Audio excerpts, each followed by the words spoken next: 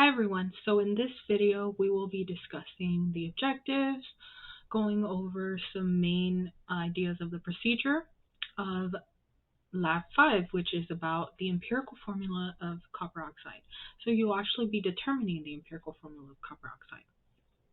So overall objectives, you are heating dry copper powder until it fully reacts with oxygen, and it's going to end up forming copper oxide. So essentially what you're doing is a chemical reaction. And then from that, you'll be determining an empirical formula of copper oxide.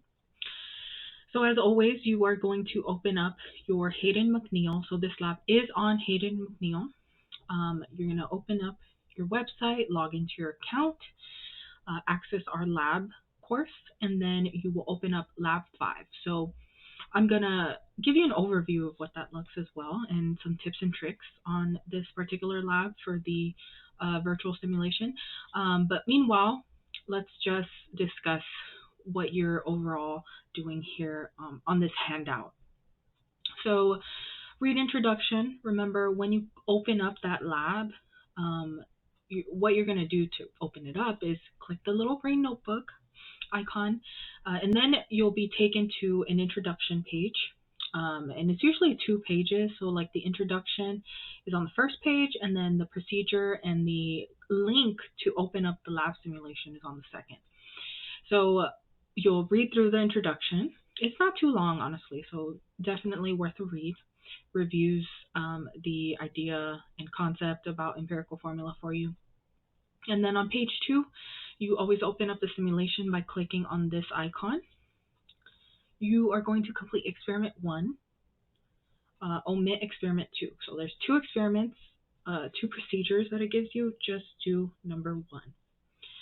You are going to collect your data in part 3, which is down here. It's on the second page. It's just 2 pages. And you are going to show all calculations for that experiment 1 you do as well. So some notes and tips regarding experiment 1. Be sure to use the correct chemical. So make sure you're using copper, not any of the other copper compounds that are available on the lab simulation. The colors are a little bit hard to see, but I'm going to show you how you can better view them. And when you move the crucible, put it right on the Bunsen burner, not like way above, because you want this reaction to happen, right? So we are going to open the crucible up so that we can see the color change, and I'll show you exactly how to do that. Now for the calculations, you are going to determine moles of copper. So the whole process for determining empirical formula, I have that in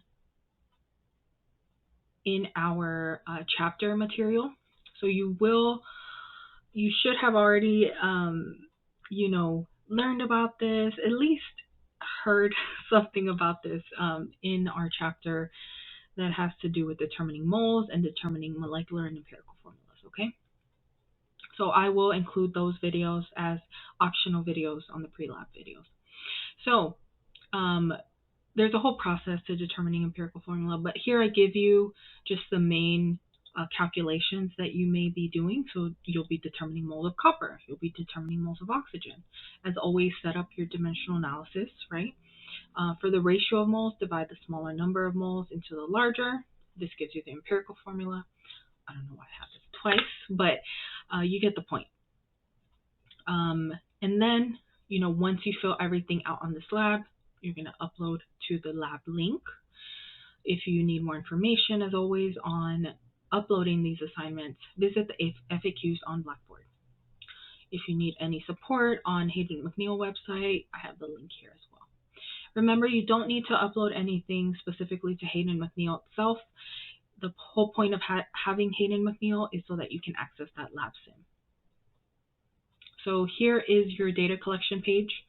So you're going to be recording a lot of masses, and you're also going to be recording some colors. So make sure to take note of everything and make sure to include units. Always include units, and always record masses to what I describe here on at the top. I usually include that. So here you'll be recording all masses to 3 decimal places, okay? And then you'll be showing calculations. So now let's visit Hayden McNeil. All right, so now we are on the Hayden McNeil site, and this is how the site will look to you as a student. So we've completed Lab 2, Lab 3, and Lab 4 we actually completed through a different website, which unfortunately is experiencing some issues right now. So we're back to Hayden McNeil, and we're on Lab 5. So that's the reason it goes from Lab 3 to Lab 5 all of a sudden, because Lab 4 was a little bit different. But anyway, that's where we are, Lab 5. You're gonna open it through the little icon, as always, a little green icon, and it'll take you to the introduction page.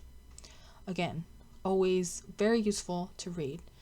You're gonna go to page 2,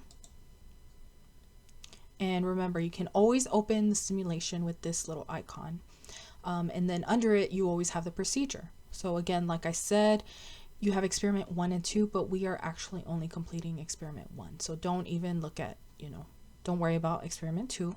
We're focusing on experiment 1. The data collection page, as always, is relevant to this procedure.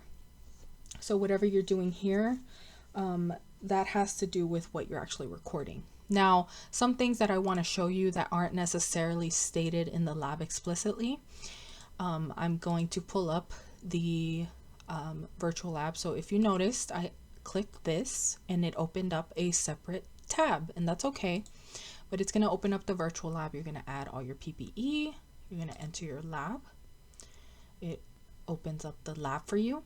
So I'll let you, do everything. You have to turn on the Bunsen burner. You're going to have your scale. You're going to have your crucible. If you follow the instructions listed on the procedure on, the previous page we're just on, you know how to do all that there based off of those instructions. Those things aren't really a big deal. What I do want to show you is this feature where you can zoom in. Take advantage of this because otherwise it's a little bit hard to see. You can also pan. Sorry, my screen is cutting off the rest of this place where you can toggle and scroll through the screen, but you can pan over. You can see how I was panning over to the left. Use these arrows so that you can, have your screen where you need it to be. And notice that I zoomed in. This is really useful, and you can zoom in.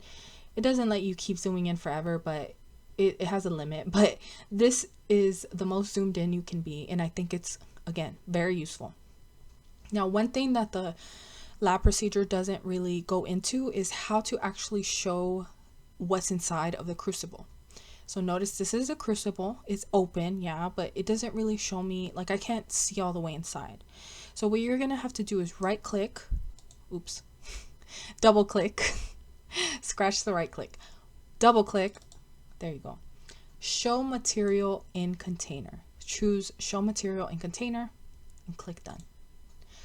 This way, whenever you add in the chemical that you need to add in, the compound you need to add in, which happens to be copper, and I'm gonna let you do that on your own, but basically you would bring the copper over, right, and add it in, and yeah.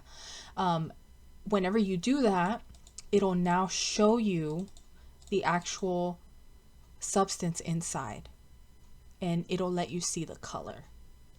So that's one of my main tips for this lab, is double click and click show material. Okay.